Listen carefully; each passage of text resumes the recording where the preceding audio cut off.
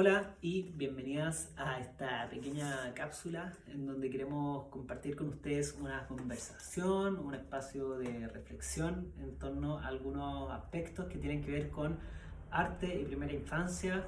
Nosotros somos Amnia Lab y llevamos algunos años diseñando experiencias artísticas especialmente pensadas para los primeros años y dentro de eso, de los temas que van apareciendo en clase o en los talleres, un tema que aparece bastante a menudo, como que surgen preguntas alrededor y que queremos compartir con ustedes el día de hoy y que por supuesto nos dejen sus comentarios, es el tema del silencio. ¿Ya? Esta idea del silencio que tiene sus mitos por una parte, tabúes por otra parte, ¿no es cierto?, vinculados a lo que son los primeros años, a lo que es la primera infancia. ¿Por qué es importante el silencio? ¿Es importante el silencio? ¿Qué tipo de silencio? De eso queremos conversar un poco con ustedes, porque está el silencio en la música, ¿no es cierto?, que es solamente como una instrucción en la partitura que nos avisa cómo va a ser el próximo sonido, ¿no es cierto? Hay silencios breves, silencios más largos, y son fundamentales. La música sin los silencios sería solamente un aglomerado de notas. Y claro, son los silencios entre una y otra nota lo que nos permite ir respirando, ir apreciando, ir emocionándonos con la música. Y son instrucciones, como les decía, muy claras en la partitura, que marcan, ¿no es cierto?, dónde van los silencios, la duración o incluso podríamos decir, la intensidad de esos silencios. Pero ¿qué pasa con el silencio en la vida? ¿Ya? No es una instrucción tan clara, ¿no es cierto? No es una indicación tan gráfica, tan fundamental. Sin embargo, siempre está presente, ¿o no? De eso queremos conversar un poco. ¿Cómo lo ves tú en primera infancia, desde lo que son como los mitos y los tabús?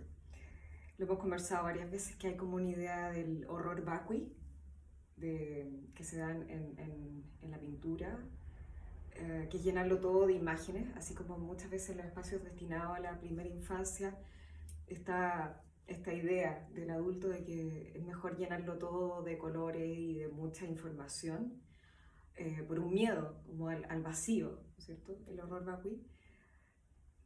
Vemos que ocurre algo similar en cuanto a los sonidos, en cuanto a tener que llenarlo todo de palabras, tener que llenarlo todo muchas veces de música, tener que llenarlo todo como de, de que algo esté sonando, de que algo permanentemente esté sonando y no nos permita entrar en el vacío del silencio, en este, en este espacio blanco o indiferenciado que nos propone el silencio. Y lo que sea nuestra experiencia va justamente como por otro lado, bastante opuesto, podríamos decir, o complementario, en el sentido de que sentimos que las guaguas son grandes disfrutadores y las niñas y niños en su primera infancia son grandes disfrutadores y valoran mucho el silencio, valoran el tener un espacio en donde decantar justamente la experiencia. Se mueven de una manera bastante silenciosa, se expresan cuando necesitan expresar algo, pero no están permanentemente todo el tiempo emitiendo sonidos o haciendo ruidos, sino que también hay en ellos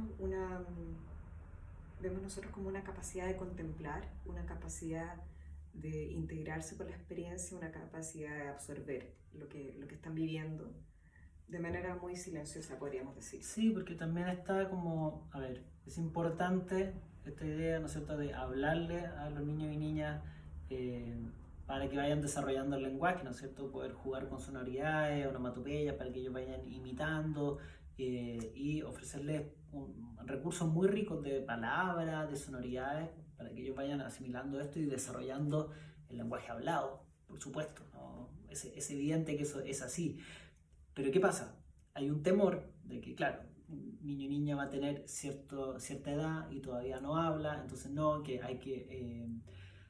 lo que quiero decir es que, claro, como que se sobreestimula, no sé si es la palabra correcta, no sé, pero como que Entonces, como es importante hablarles, lo vamos a hacer todo el tiempo y sin parar. Y la música todo el día sonando y sin parar. Y todas las experiencias o actividades que estamos desarrollando las vamos a ir verbalizando. ¿Y qué está pasando? ¿Y qué está haciendo? Lo cual está muy bien, hacer preguntas y hacer diálogo, pero no desde este estereotipo donde está todo como sobre explicado, sobre verbalizado y validando solamente el lenguaje hablado como el único lenguaje, ¿no es cierto? Claro. Y nos perdemos la posibilidad de hacer lecturas de otros lenguajes. Nos perdemos la posibilidad de escuchar finalmente. Exacto, y salirnos un poco como de esta idea de que cuando hay silencio sea un sinónimo de que no se está haciendo nada productivo o de que no está ocurriendo nada importante, porque realmente estar en silencio nos permite a todos poder generar procesos internos que son muy importantes y que son fundamentales también dentro de la primera infancia, o sea, poder realizar una integración de la experiencia, de lo que se está viviendo de manera más silenciosa, ¿no es cierto? Y no que te estén preguntando todo el rato, bueno, ¿qué aprendiste? ¿Y de qué color era? ¿No es cierto? Y querer como extraer una respuesta del otro, sino que permitir que ese silencio también sea una respuesta muy válida y poder confiar en que hay una información sumamente atesorable dentro de ese silencio. Sí, así como para citar un ejemplo, hay lugares donde nos ha tocado llevar a cabo experiencias para primera infancia y donde vemos que los niños y niñas reaccionan muy orgánicamente desde el silencio. No sé si queréis comentar Sí, un poco cuando eso ocurre. ocurre y qué es lo que nos pasa como adultos frente a ese silencio que nos está entregando tan poca información, ¿no es cierto?, como el lenguaje hablado, ¿no es cierto? Es súper ¿Qué es nos pasa? revelador como adulto, porque, por ejemplo, en nuestras obras y también en las de otras compañías que hacen teatro, experiencias escénicas para la primera infancia, nos ha tocado ver que hay momentos de mucho silencio sostenido dentro de la obra, silencio en donde los intérpretes no están emitiendo prácticamente ningún sonido, porque no siempre suena, ¿no? El silencio absoluto Claro. no existe, pero hay una invocación, digamos, hacia el espacio insonoro, hacia el silencio. Y eso, claro, lo hemos visto en obras de teatro y el público comparte ese silencio gustosamente. Hay muchas guaguas, hay muchas niñas y niños pequeños en el público y se sostiene, ¿no? Y no hay una incomodidad. Y de repente como que a los adultos les cruje un poquito más algunos la espalda o la silla, pero vemos como las niñas y las guaguas están muy cómodos dentro de estos espacios silenciosos. Y asimismo también lo hemos visto al final de las obras, cuando termina un espectáculo, una experiencia escénica para la primera infancia, como lo que surge más naturalmente no es el aplauso, sino que el silencio. Así como todavía queda pasando. Sí.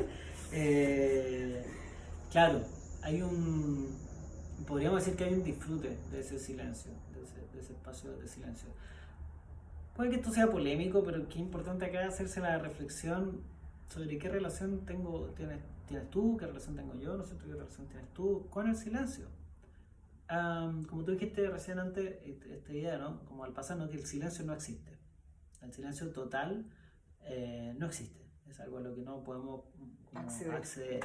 Y el silencio parcial, en muchos aspectos, es un lujo también. Se ha convertido en un lujo. Cuando uno paga unas vacaciones, está pagando también por un espacio de silencio. O algún electrodoméstico que sea más silencioso también va a ser más caro, etcétera. Los ¿cierto? autos que son más Los silenciosos autos suelen más ser más silenciosos, sofisticados, más claro, caros. exactamente. Ya es como se ha vuelto un lujo la idea del silencio. De hecho, es cada vez más difícil, por lo menos en la ciudad, acceder a espacios de silencio. Lo que no es un lujo y lo que quizá podría ir de la mano con esta idea de silencio es escuchar. Escuchar es, en el fondo, lo que ocurre cuando abrimos un espacio para el silencio, ¿ya? Entonces, cuando la pregunta es ¿qué relación tienes tú con el silencio? La verdadera pregunta es ¿qué relación tienes tú con la escucha? Esa es la pregunta. ¿Te gusta escuchar? Entonces, porque cuando estás en silencio, van apareciendo un montón de sonidos y un montón de cosas. Y dentro de eso, obviamente, hablando de primera infancia, surge la infancia y lo que es esto ya, ¿no es cierto?, la pedagogía de la escucha, que es un espacio lleno de silencio, donde podemos ir escuchando la infancia. Entonces, ¿cuál es mi relación con la escucha? Soy una persona, obviamente, claro, quizás sí te gusta escuchar, pero practica una escucha atenta, practica una escucha consciente, en una sociedad tan visual, ¿no es cierto? ¿Qué espacio tiene la escucha dentro de eso? Entonces, claro, hay mucha gente que le da miedo el silencio, o le da vértigo el silencio, o que no tiene una relación de disfrute con el silencio. Y ahí hay que ver, claro, entonces, pero ¿qué relación tengo yo con la escucha? Con el yo estar en silencio para así poder escuchar. Me quedo escuchando. Y eso, bueno, también lo hemos visto en la primera infancia, que antes de que se desarrolle mucho el habla, hay un espacio en donde las niñas y el niño comparten esta escucha, comparten el silencio, comparten la presencia. Se comparte mucho la presencia cuando uno entra a una sala cuna, están reunidos, está como de nuevo esa imagen de cuando atávicamente nos reunimos como tribu en torno a una fogata y estamos en silencio convocados a través del fuego. Y las culturas ancestrales es un hábito o sea, más que un hábito, una forma de vida que mantienen, que es escuchar, estar presentes simplemente, ¿no? Como congregados y sin querer como conquistar al otro con nuestra palabra, con nuestro sonido, sino que estarnos escuchando, y ahí aparece la voz o la sonoridad del grupo, aparece como esa... algo que es muy propio de la esencia colectiva también, de ese grupo en particular. Sí, acá no se trata de poner como el silencio en un altar por sobre la palabra, sino que simplemente brindarle un espacio dentro del cotidiano, dentro de los jardines infantiles, y poder hacer que tenga un espacio igual de válido que la música, que también es bueno que la radio no esté prendida todo el día, ¿no es cierto? O que los sonidos, ¿no es cierto? Que el silencio sea un componente dentro de eso.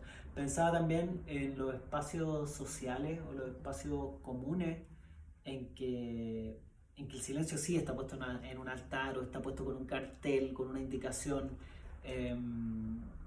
Conversábamos un poco sobre eso, ¿no es cierto? Como sobre esto, cuáles son los lugares donde es imprescindible, digamos. Donde se exige silencio. Por ejemplo, en una biblioteca, ¿no es cierto? Como está el cartel de silencio, porque eso permite que, como uno está leyendo con la voz hacia adentro, ¿no es cierto?, pues permite escuchar esa propia voz que va leyendo.